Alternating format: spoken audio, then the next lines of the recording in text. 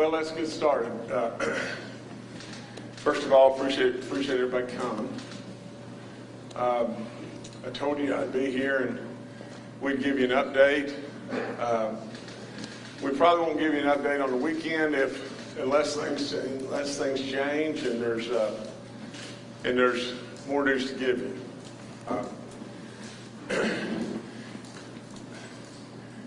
Here's the whole deal. And again, yesterday I came to you, I spoke from my heart. I'll do the same thing again today. Today, where we are is now we have tested 12 people in the state of West Virginia. 11 out of the 12 have come back negative. 1 out of the 12 is still pending. We still don't have a confirmed case in West Virginia right at this time. However, the situation is truly, from the standpoint of concerning, legitimate in every way. The biggest problem that all of us are concerned about nationwide is one thing and one thing alone, and that is just simply this, is if this thing were to turn really ugly, are our hospitals able to handle a surge of numbers of people that could possibly happen? God forbid that would happen anywhere. We're blessed in West Virginia with our mountains and our population spread out and those kind of things, and we know that the most positive things we can do to combat this potential monster is that we wash our hands, keep our hands away from our face as much as we possibly can, absolutely avoid big crowds, and just do the things that we would do every day if we were adding the component to watch what we're doing and just be smart and vigilant about what we do. Now, yesterday somebody had to make a really tough decision about the state tournament and travel bans and all that kind of stuff. And I would tell you just this, is really, if you'll watch me and watch me closely, when things get really tough, that's when I'm going to get my quietest. And that's when I'm going to dial in to the very best of every ability that I have. Now, here's going to be another tough decision. What do we do about schools? You know, one of the things I needed to talk to you about yesterday that I thought, well, you know, we're not ready about this yet. And that is just this, is we have a lot of kids in our schools that the school is a safe place. The school is the place where we can really get fed. The school's where I get 2 meals a day and where I learn and where I feel really safe. Now, those institutions, especially within our state, carry with them great responsibilities. And I take those really, really seriously. But I did tell you yesterday just this.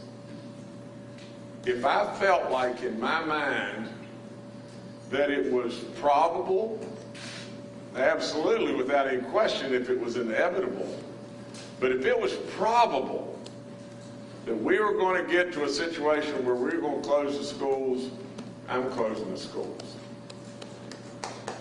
Now, again, a tough decision. Tough decision. But the reality is just this. It's why you pay me the big bucks. You know, at the end of the day, you want a governor that will make tough decisions. Irregardless of the political ramifications, you want a governor to make tough decisions. I'm closing schools. That's all there is to it. You know, I feel like in my heart that the probability is likely that we will have to close our schools. To me, the risk outweighs the good. And now what we have to do is fall back on Clayton and all the powers to be to say just this. And they're ready to take care of our kids, to take care of our kids that are, at risk, to follow up with calls to their homes and everything, to check on them and check on how things are going there, to absolutely still be able to feed our kids. But really and truly, we've got to close the schools because the probability is just too high. And that is a breeding ground. We know that. And they can go right straight back and go to their grandparents or whatever it may be and cause a real life problem. At the end of the day, I said before, with every action there's an equal and opposite reaction, and absolutely there's a downside to this, but it is the right thing in my mind to do. And so I've taken advice from lots and lots of different people. And lots of different people have said, we got to close the schools, and then there was others that said, no, we can keep them open, and we can do this, we can do that, and everything else. And at the end of the day, what we need to do is achieve all the things that our schools need to do for those kids that have real needs as best we possibly can, and close the schools. And your first question is going to be, how long are we going to close the schools? And my question to that would be, we'll close the schools as long as we have to close the schools. So where we are is just plain simply this. We've got a monster that's looming, but the monster's not here. Every single one of us believe the monster is coming to some degree. Every one of us believes that the monster, we're going to be able to handle the monster in every way.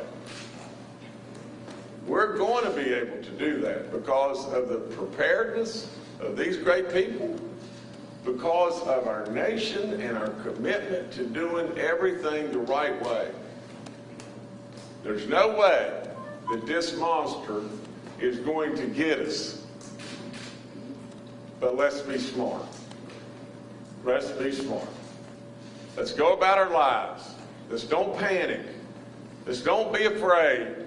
Absolutely. There's times in life where you've got to stare down the monster. That's all there is to it. You've just got to look back and say, we're going to be so prepared that we're going to take care of every single person, especially every single person in this state, and we're going to look after them and we're going to be ready. We don't want a compounded problem. Yesterday was a tough day from the standpoint of closing our school, shutting down the state tournament and doing things like that, but again, right thing to do. So, we've already announced today as far as extracurricular stuff at the schools, but we did not announce that we're shutting the schools down. But now that we've got a whole lot more information and everything else, and that, like I said, I'm not going to put that on anybody but me, but that's what we're going to do. So, I guess now we can take your questions, and if you've got some questions, yes, sir. Governor, you said yesterday that the situation was fluid. You made decisions that were warranted as new information became available. What information did you receive from yesterday to today, or what did you consider that led you to this decision this morning? Well, believe it or not, I'm into schools a lot because I coach and I love kids and I'm with them a lot. I was with my ball team yesterday when I left here and everything. Of course, they were really disappointed and really upset about the fact that they had worked for 5 months to get to the state tournament, and then what's happening. And then some of the kids were freshmen, and they just couldn't understand. It was really difficult for them to understand. But when you look around and you look at them, and you see that right with them, are grandparents right there. And you look around and you see that Kentucky and Maryland and I don't know if it was Virginia or not, but Kentucky, Maryland, and Ohio have all closed their schools, and you think that in those states there must be a bigger awareness or a bigger worry than what maybe we have here in West Virginia. But the one thing we've got in West Virginia that maybe those states may not have, that is just to the magnitude of what we have, is the elderly. We're in an older state, and the elderly is where this monster attacks. And so I just couldn't get by one question that just kept coming and coming and coming and coming. And here's the question. There are real benefits to keeping the schools open. There's real benefits to those kids, and gosh knows,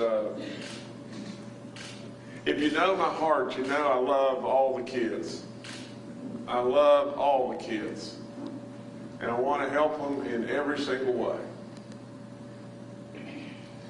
But when you just think about this one question, it keeps just coming back and coming back and coming back, and that is just this: what if we awaken to a real live bad situation? What if all of a sudden we awaken to a situation where we've lost a bunch of our elderly people? How are you going to answer the question? Because then at that point in time we react, boom, and we close the schools. How are you going to answer the question of why did you wait? We're going to have to find a way to take care of the kids that are there. Can you elaborate on that a little bit? I think we all know why you are closing schools, but there are serious concerns about closing schools, including how are kids going to eat, and you mentioned being a safe space, there's a lot of uncertainty. Are there plans in place to address those things for those kids? That's why we've got the weekend to get everything in place to take care of those kids. We are already working on it like crazy and everything, and we're going to try with all in us, and I'll let let Clayton Birch expound on that in just a second. But listen, within every way that we possibly can, we're going to try to take care of those kids. Again, you got to look at my heart and know that in every way we're going to try to take care of those kids. But how do you answer that question? Does that include private schools, Governor? I think that's everything. Everything. Yes, sir. When will they be closing? Will they be closing right now, after school ends today? After school today. Mr. Burke, could you elaborate on that question, please? Absolutely. So I think we've all taken a page out of Governor Justice's book that we're going to care for children first and foremost. One of the things to think about is we've been preparing for this for weeks. This is not something we decided today to put a plan together. We knew that it would be an issue. We have around 200,000 children in the state that rely on meals. We've already been working with U.S. Department of Education on waivers of how to do that and serve meals and provide meals. We've also made a commitment to our state through the First Lady and the Governor for communities and schools. We have put a lot of resources in our schools to care for our children. They are poised and ready in this action plan to make sure we're serving those children ongoing through this closure. Can you give us specifics on that, how that works? Absolutely. So there's going to be a variety. Every county has been asked to put together their preparedness plan. I was with all 55 superintendents this morning, as a matter of fact. They're all ready. They knew this day would come. They knew they would have to think about how they're going to feed. They can do that in a variety of ways. They can deliver. They can do pickups. We're going to follow similar to what Kentucky's doing. We'll make sure the basics are met. Then, we do have adults that are ready. We have counties and districts that are ready for distance learning, but more importantly, we have adults that are ready to support the schools. We have increased our counselors, our social workers, our school nurses. We're going to have adults that are going to be there to support families. And to kind of go on with that, one of the places that kids have access to healthcare the most is school-based health centers. Will those remain open, or are those closing as well? We'll actually work directly with Secretary Crouch and Dr. Slimp in their offices. They've been a great partner, and they'll actually guide us through that process to make sure how those resources remain available to families. General Hoyer, National Guard is delivering meals in other states, in New York specifically. Is there a chance that the National Guard will be involved in getting meals if they are needing to be delivered? Yeah, Kenny, it would be no different than what we do during another state emergency. If the requirement is there to deliver to local areas with our, what we call our community assessment team, that's part of the planning process that we'll continue to work through. Governor Justice, yesterday you had said that you were recommending events with 250 people plus get canceled. Now that you're closing schools, will you close those events with large groups of people? I don't know specifically that I have the power to stop an event, that has 250 people in it. I don't know in a private enterprise if the governor has the authority and power to be able to do that. But I would strongly discourage any large gathering, because that's exactly what we're trying to do nationwide to be able to get a grip on this. I want to say something else too. Just think about this just for a second. We're telling people to stay away from large gatherings. And another thought that just surely has been on my mind is a lot of our teachers are elderly, and we're saying, come to the school, you need to come to work, and everything, and we're subjecting them to a tough situation. We need to look after them too. They're really our jewels in every way. They do look after our children, and they educate our children, and they do so much for our kids. And to say, well, we're going to bring you into this arena every day, that's too much too. Do you have instructions for employers, because this announcement will, inevitably affect working parents who depend on school to have their kids while they're at work? Yeah. I said this yesterday, and I think you're already seeing this. In fact, I know you are. Our nation and our state is going to have to really step up beyond the call here. I don't know all the intricacies of how that step up means, but in this situation, to where we're basically putting undue hardships on families, or maybe if you're feeling bad and you don't really think you ought to be at work, and we're telling you to stay home, and then you stay home and you lose a day or 5 days pay, and you can't pay for your electric bill and whatever like that. There are so many things that really our nation and our state, that we're going to have to try to step up in every way we possibly can to try to backfill those situations. Governor Justice, you mentioned there's 12 people that have been tested. There's many people out there that are concerned that's not enough and there aren't enough testing available. Can anyone who wants to be tested? I think Bill Krause needs to answer that, but you're exactly right. 12 people tested. We know it's here.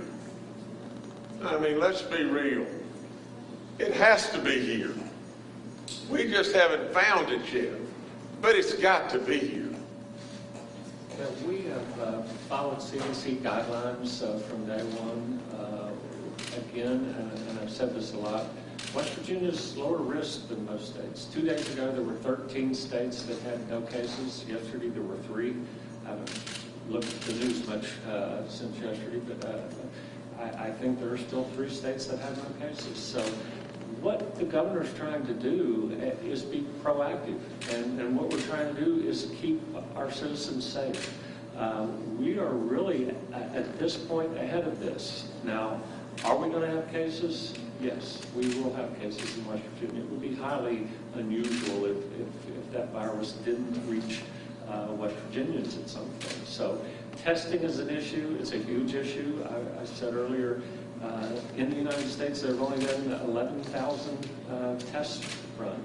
In South Korea, there were 230,000 tests done with a population 1/6 the size. So we need to get more testing, and we are. That testing is coming. Commercial labs are being approved. I believe 2 commercial labs have been approved. Our hospitals are stepping up. They're going to begin testing next week. So we already have word that hospitals will begin testing. So testing will become wider, more available as time goes on in the next week or so. Secretary Krause, why do you say we're low risk? Is it because of our location, and why exactly, what factors at this point make us low risk? We don't have a lot of international travel. Individuals who come into the country, back into the country, are checked where they come into the United States. And so we have flights into Charleston from Charlotte and Atlanta and other places, but those individuals are tested for the virus if they are from one of those selected areas.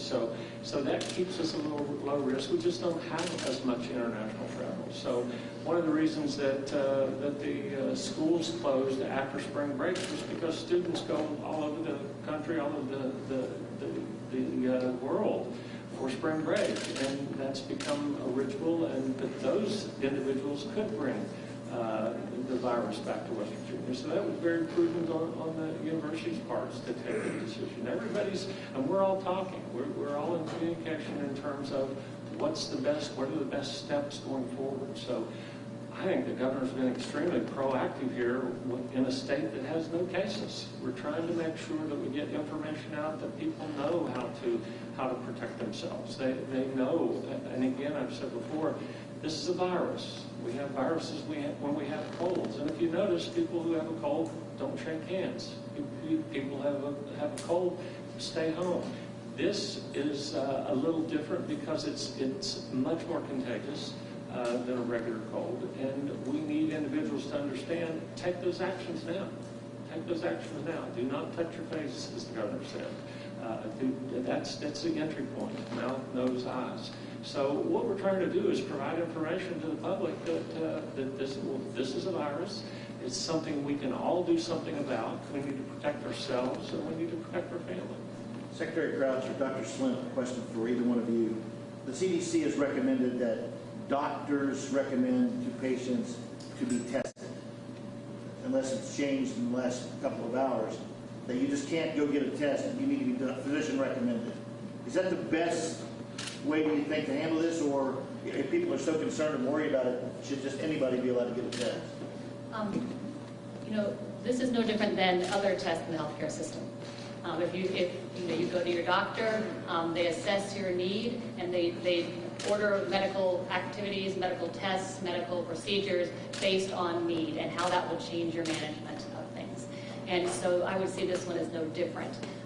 So the recommendations are kind of standard that, that there are criteria around doing this. I think what we recognize, what's really challenging is, and I think we are all frustrated with it, there is just not a public supply of testing ability that we would all love to have. I mean, we would, every one of us would love to say, let's just everybody get tested that has any kind of symptoms. But that would actually not necessarily use the supplies that we have well. You talked about hospital capacity. This is something that has been a concern for West Virginia. How do we deal with capacity? Do we have concrete numbers on what the capacity of West Virginia is to actually deal with this if it were to come and be as dramatic as it has been in other places? It's not a magic question of X number of patients. So there, certainly hospitals will plan around this. They plan for surge. They know their own capacities more internally. But it all depends on what level of disease we see and how severe we see that disease and how our public handles it.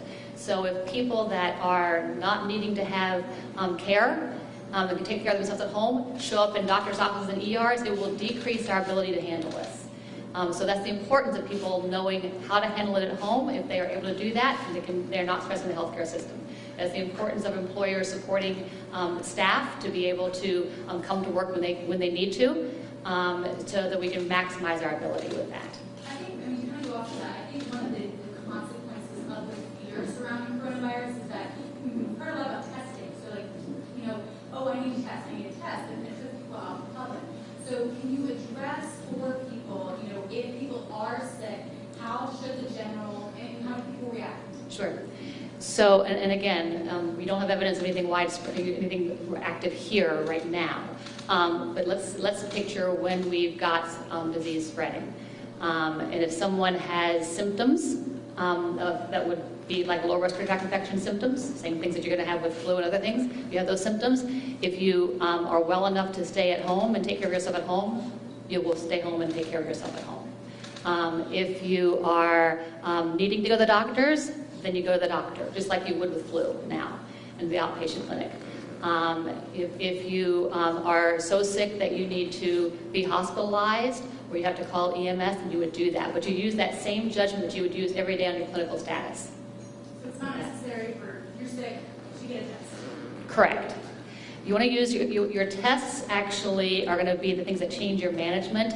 So for instance, in infection control at the hospital, you want to know the status of that patient. We also know that, you know, when you have more widespread disease, you can make the assumption that it's that and you can handle it that way. When you don't have widespread disease, you know, there's no evidence of it. It's not going to change how you're affecting it. So right now we're testing anybody who's very sick and needing to go to the hospital. We're testing from that angle with no history of exposure because we know it changes the management there. If I had an ideal world, you test them all.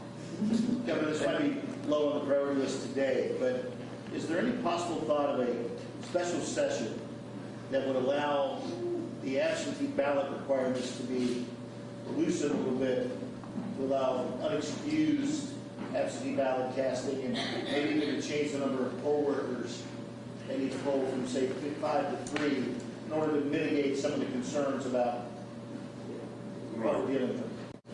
Well, Kenny, I met yesterday with our Secretary of State, McWarren, and we went through all the different, you know, what ifs and all that and everything. So you know, we've already been in a whole lot of discussion about that, and all I would say to that is, for today, that's premature, and we'll get to it. We'll just get to it. But I can trust you, we're on top of that too. Let me say this, and I want everybody to get this really clear. When this really boils down to what makes a decision to close the schools with me, it's one thing. It's the question of if this thing were to turn really ugly, and let's just say that it got bad enough that all of a sudden, in a very short order of time, we lost 150 elderly people. How do you look back and say, was it really okay not to close the schools when this situation could happen? That's the first thing. The second thing you got to weigh out is how you're going to really take care of those kids. And if you've got the network here that's already been working on it like crazy, and they say to the very best of their ability, they can take care of those kids. And then on top of that, you've got to be concerned about just this, is just what I said earlier. You got a lot of teachers in those schools. Why in the world, I mean, would you subject the people that we need so badly to teach our kids and do the work that they do? If you subject them to this, why wouldn't it be okay to subject us all to this? You know, and so when you go through those steps, 3 steps, what about our teachers? What about if this thing really turns super ugly, and how are you going to take care of our kids? And you get the answers to this, you close the schools. That's all there is to it. You closed nursing homes yesterday. Would you consider closing hospitals to keep other people who are at risk? Now, I think that's a decision solely for our medical superstars, and not me, because they know much more about that than I. Senior centers, have you given thought to senior centers? Well, we're working on every single thing you can work on, Brad, as fast, as hard as we can. You know, the senior centers are a real concern.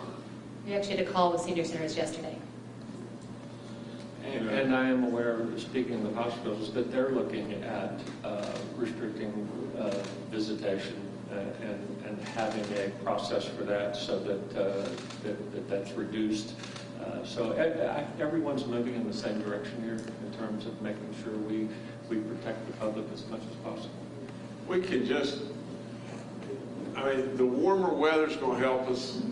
You know, if we could just get, and you know, all of our people know just this. We've got to flatten out the exposure. That's all there is to it. You've got to elongate this situation to where we don't have a big peak that could cause a real problem. I think that's.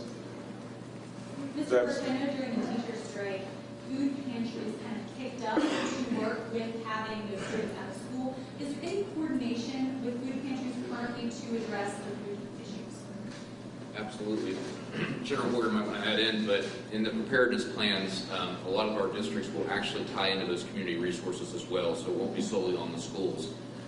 Especially beyond the breakfast and lunch, you know, we also have many students who utilize after-school networks for dinners or snacks. As we talked about earlier, we'll look at this no different than we looked at the response to the 2016 flood, where we're tasked to provide support to communities directly. We'll have the staff in place to go out and provide that support and coordinate through the appropriate agencies to make sure it's delivered. Is this the closest to the flood of any sort of disaster or disease preparedness that we've had in this state in recent memory? I think probably so. Each disaster is different, and you got to respond to each one differently, and this is obviously different than a flood where you can see and touch things, and but we'll be prepared to provide the support necessary to make sure that people in the state of West Virginia are taken care of. Superintendent, can you give me more detail about perhaps the override state plan or what you've seen in some of these county plans for how to actually feed these kids? I understand that there was some sort of waiver that was given the other day to provide non-congregate feeding. That's correct. And so how are you going to do that? How are you going to serve kids separately, not at nexuses, to make sure that they're safely apart from each other? I mean, you're going to deliver the meals on buses? Like, what's going on? Yeah, absolutely, Brian. So some of the delivery mechanisms will be varied. Some districts will utilize buses. They can even utilize the bus stops. Kentucky right now is utilizing a drive-through mechanism where families, when they can actually come and pick up the meals. And then we'll also tap into resources such as General Hoyer said to utilize others that can assist in some of that delivery. And there are like several laws that could get in the way here. I don't know if that's power to waive them. With the action that the governor has announced today, closing all public and private schools in the state, is there going to be a waiver of the 180 days requirement, or are you good on that because the winter was mild and there was a strike? And then also, have you requested from the U.S. Department of Education that standardized testing be canceled this year? Those are actually very easy questions. I will tell you that we already know our plan for that, but right now the priority was the health and safety of these children. So I'll be honest, meeting 180 days was not primary in my mind. It's not a conversation I've had with the governor because I was more interested in health and safety. And I'm actually going to applaud the U.S. Department of Education because the very first question that we asked for my staff was, is that going to be considered? And our response from the Deputy Secretary was, you do not worry about assessment and testing during a crisis such as this. Let's worry about the health and safety of our children. We will deal with those things, and we'll have to have a plan for those. But at this point in time, our primary concern is health and safety. Okay. But she hasn't said to you, or no one at the U.S. Department of Education has said to you that standardized testing is awful this year?